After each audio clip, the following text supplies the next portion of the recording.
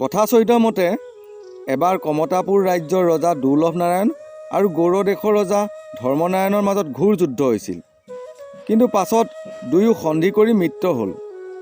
মিত্ৰতা সূত্ৰে দুৰ্লভ নাৰায়ণে ধৰ্মনাৰায়ণৰ পৰা 7 ঘৰ ব্ৰাহ্মণ আৰু 7 ঘৰ কায়স্থক কমতাপুৰলৈ আনিলে।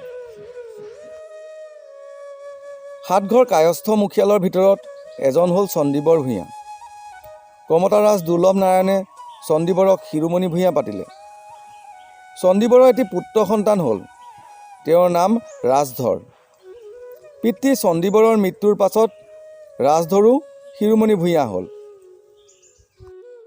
ৰাজধৰৰ 4জন পুত্ৰ সন্তান হয়। ৰাজধৰৰ মৃত্যুৰ পাছত জ্যেষ্ঠ পুত্ৰ সূৰ্যবৰ শিৰোমণি ভূঞা হয়। সূৰ্যবৰৰ পত্নী খেৰসূতীৰ গৰ্ভত এটি পুত্ৰ জন্ম হয়, নাম থলে কুসুম্বৰ। কুসুম্বৰৰ প্ৰথমা পত্নী সত্যসন্ধা আৰু দ্বিতীয়া পত্নী অনুধিতি।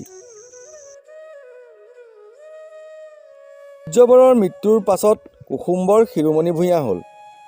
দিন বাগৰাৰ পাছতো দুয়ো পত্নীৰে সন্তান নহ'ল।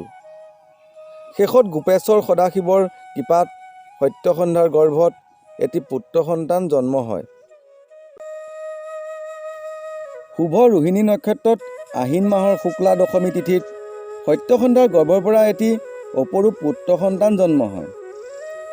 জ্যোতিষীয়ে গণনা কৰি সন্তানটিৰ প্ৰকাশ্য নাম থলে শংকৰ আৰু গুপুতৰ নাম থলে গদাধৰ। এয়াই জগতগুৰু শ্ৰীমন্ত শংকৰদেৱৰ বংশ বৃত্তান্ত। ধন্যবাদ।